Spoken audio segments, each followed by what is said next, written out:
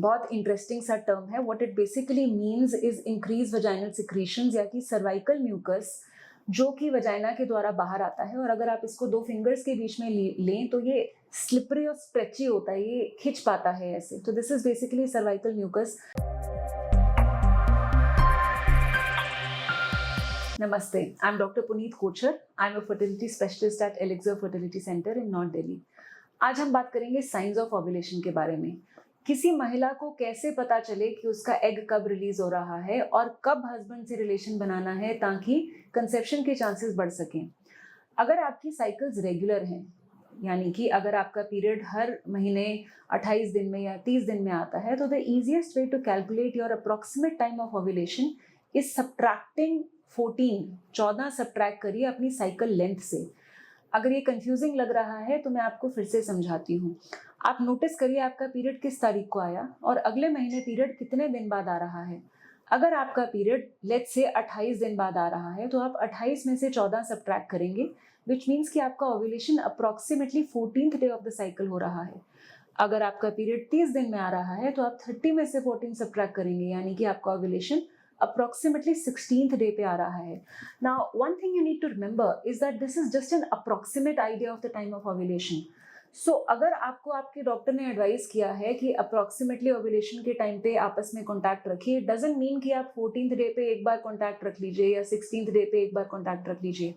I normally tell my patients or my couples that try approximately from day 10 to 20 or day 12 to 18 of your cycle, क्योंकि ovulation आपके expected ovulation period से 4 दिन पहले या 4 दिन late भी हो सकता है।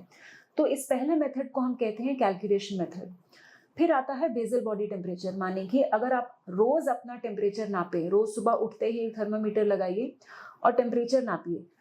जब ओव्यूलेशन होता है आपका basal body temperature 0.5 to 1 degree centigrade बढ़ता है। तो अगर आपका टेम्परेचर थोड़ा सा बढ़ा हुआ आता है, that might mean that your ovulating at this time.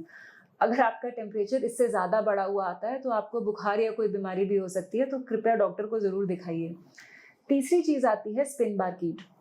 बहुत इंटरेस्टिंग सा टर्म है। What it basically means is increase vaginal secretions या कि सर्वाइकल म्यूकस जो कि वजाइना के द्वारा बाहर आता है। और अगर आप इसको दो फिंगर्स के बीच में लें तो ये स्लिपरी और स्ट्रेची होता है, ये खिंच पाता है ऐसे। तो this is basically cervical mucus जो ओव्यूलेशन के टाइम पे स्ट्रेची हो जाता है to allow the sperm to swim across it. The next method that we very commonly advise our patients to observe for also has a very interesting name. It's called Mittelschmerz.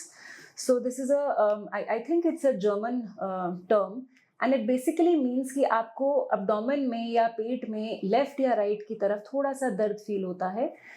It is not strictly felt by all women, but some women say कि मुझे ovulation pain हो रहा है, तो ये उसी ovulation pain को कहा जाता है। कई बार abdomen में फुलनेस फील करी जाती है, थोड़ा भरा भरा सा या भारी सा या वाटर रिटेंशन जैसा फील होता है around the time of ovulation.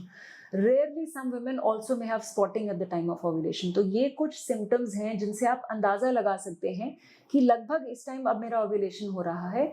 इन दिनों में ट्राई करने से या इंटरकॉर्स करने से आपके कंसीव करने के चांसेस बढ़ जाते हैं। So to know anything apart from what I've already told you regarding ovulation or any other topic that you'd like to talk about, please do not hesitate to contact us.